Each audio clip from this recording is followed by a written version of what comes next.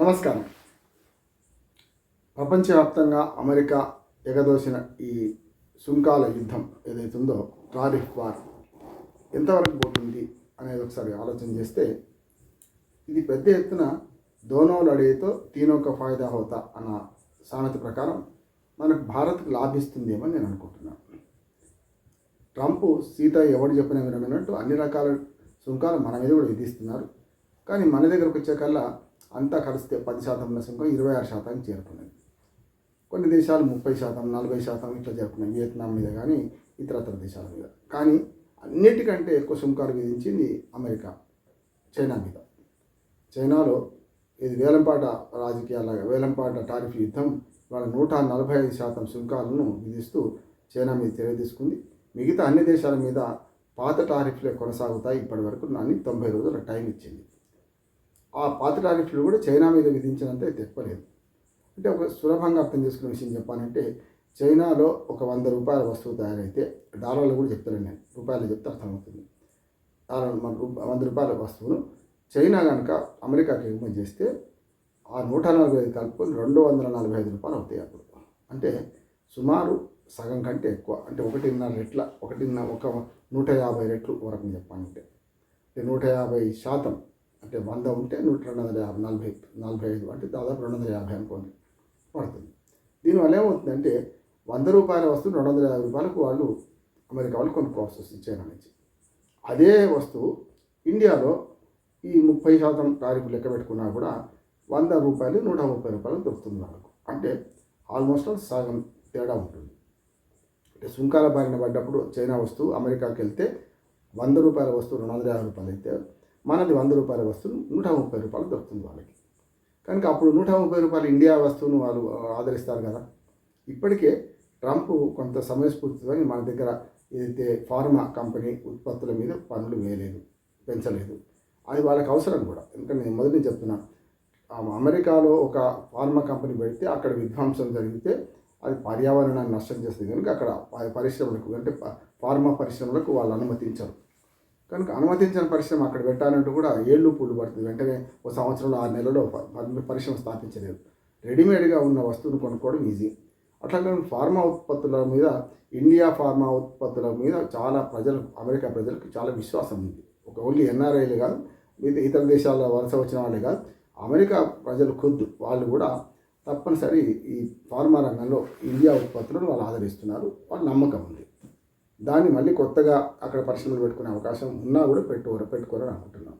అలాగే ఐటీ ఉత్పత్తుల మీద కూడా ఇక్కడ లేబర్ తక్కువ కనుక ఐటీ ఉత్పత్తుల్లో కూడా అక్కడ కనీసం 4 పెట్టుకుంటే, ఇక్కడ 4 పెట్టుకుంటే ఇండియాలో అక్కడ 2 కూడా పెట్టుకోలేరు. అంటే సగం కంటే ఎక్కువ, ఒక్కోసారి 1 కూడా పెట్టుకోలేరు వాళ్ళు. కనుక ఆ రకం కూడా లేబర్ విలువ తక్కువ. అన్నిటికంటే చైనా కంటే మన దగ్గర లేబర్ విలువ తక్కువ. కనుక మన ఉత్పత్తులు తక్కువగా రావడానికి ప్రధాన కారణం ఏంటంటే, ఇక్కడ లేబర్ అక్కడ ఎక్కువ కాస్ట్ కనుక అమెరికాలో వీటిని మనం పెట్టుకోలేరు. కనుక అది ఫార్మా ఉత్పత్తులు కావచ్చు, ముఖ్యంగా ఐటీ రంగంలో ఉత్పత్తులు కావచ్చు. బెంగళూరు నగరం, హైదరాబాద్ లాంటి నగరం ఇవాళ ఐటీ హబ్లుగా మారిపోవడానికి ప్రధాన కారణం అది. అమెరికాని ప్రధాన దిగుమతిదారు ఇక్కడి నుంచి ఐటీ ఉత్పత్తుల విషయంలో, ఫార్మా రంగంలో కూడా మనం. అట్లా హైదరాబాద్ కూడా ఫార్మా హబ్గా మారిపోయింది. ఈ రెండింటి మినహాయిస్తే ఇప్పుడు కార్ల ఉత్పత్తి, సెల్ ఫోన్ల ఉత్పత్తి, ఇవన్నీ కూడా దోనో లడేతో తీనోక ఫాయిదా హోతా అన్నట్టు 145% సుంకాలు విధించిన చైనా నుంచి దిగుమతి కంటే ఇండియా నుంచి దిగుమతి చేసుకోవడం కరెక్ట్ అని అమెరికా ప్రజలు భావిస్తారు. అందుకని అమెరికా దిగ్గజ కంపెనీలు చాలా కూడా, కార్ల కంపెనీలు, మెర్సిడీస్ నుంచి మొదలు చాలా కంపెనీలు మనకు ఇండియాకు వచ్చే అవకాశం వస్తున్నాయి కూడా. అట్లాగే చాలా మనకు సెల్ ఫోన్ కంపెనీలు కూడా ఇండియాకు వచ్చి తయారు చేసుకుంటే బాగుంటుందని అనుకుంటున్నాను. అంటే టారిఫ్ యుద్ధంలో ఇండియా సేఫెస్ట్ ప్లేస్. ఎంత పెంచినా చైనా అంత పెంచదు. కనుక చైనా నుంచి దిగుమతి చేసుకోవడానికంటే భారతదేశం నుంచి ఈ ఉత్పత్తులు, అవి చాలా ఉత్పత్తులను దిగుమతి చేసుకోవడానికి అవకాశం ఉంటుంది అని అమెరికా ప్రజలు భావిస్తున్నారు. అది చవకైనప్పుడు అమెరికా కంపెనీలు కానీ, ప్రపంచవ్యాప్తంగా ఉన్న దిగ్గజ కంపెనీలు కానీ ఇక్కడి నుంచి ఉత్పత్తి ప్రారంభించే ప్రయత్నం చేస్తారు. దానికి 2 కారణాలు. ఒకటి, భౌగోళికంగా అనుకూలమైన పరిస్థితులు ఉన్నాయి ఇక్కడ, సమశీతోష్ణ స్థితి. దాంతోపాటు ఇక్కడ ఐటీ ఉత్పత్తులకు ఎట్లా ఉందో మిగతా ఉత్పత్తులు కనుక పెంచుకుంటే, తమ కార్లు కానీ, సెల్ ఫోన్లు కానీ, ఇతరత్ర చాలా ఉత్పత్తుల విషయంలో ఇక్కడ పెంచుకుంటే ఆ సుంకాల భారీ తక్కువ ఉంటుంది. కనుక అక్కడ తక్కువ ధర కొనుక్కోవచ్చు. కనుక వయా మీడియా చైనా అమెరికా వారు యుద్ధంలో ఏమంటారు దాన్ని ఈ సుంకాల యుద్ధంలో మనం లాభపడే అవకాశం ఉందని నేను అనుకుంటున్నాను.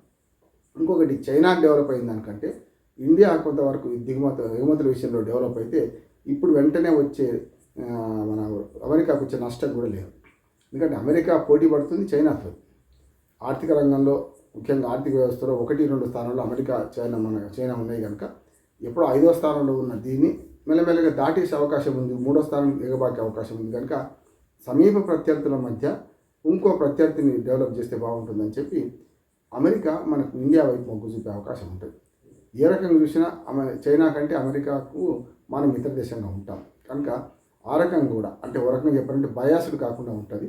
పెద్ద శత్రువును ఎదుర్కొనే క్రమంలో మనం చిన్న శత్రువు అయినా సరే ఒక రకంగా మిత్రపక్షంగా ఉంటుంది కనుక ఇండియా నుంచే దిగుమతులు చేసుకునే క్రమం వాళ్ళు ఆలోచన చేస్తే చాలా కంపెనీలు మన ఇండియాకు వచ్చే అవకాశం ఉంది. ఇండియా కొంత నష్టం ఉంది, ముఖ్యంగా వ్యవసాయ ఉత్పత్తులు కొంత మనకు మన ఇతరత్ర ఏమంటే కానీ మనకు కొన్ని మన మెషినరీ ఉత్పత్తులు వాటిలలో కొంత మనకు నష్టం ఉండొచ్చు కనుక ముఖ్యంగా వ్యవసాయ ఉత్పత్తులు, వ్యవసాయ పరిశ్రమ సంబంధించిన ఉత్పత్తుల మీద కొంత నష్టం జరుగుతుండొచ్చు. కానీ ఈ లాభంతో పోల్చుకుంటే అది పెద్దగా ఉండదని నేను అనుకుంటున్నాను. అంటే చాలా దేశాలు వ్యవసాయ ఉత్పత్తులు దిగుమతి చేసుకోవడం మనతో సిద్ధంగా ఉన్నాయి, వేరే దేశాలు బియ్యంతో సహా.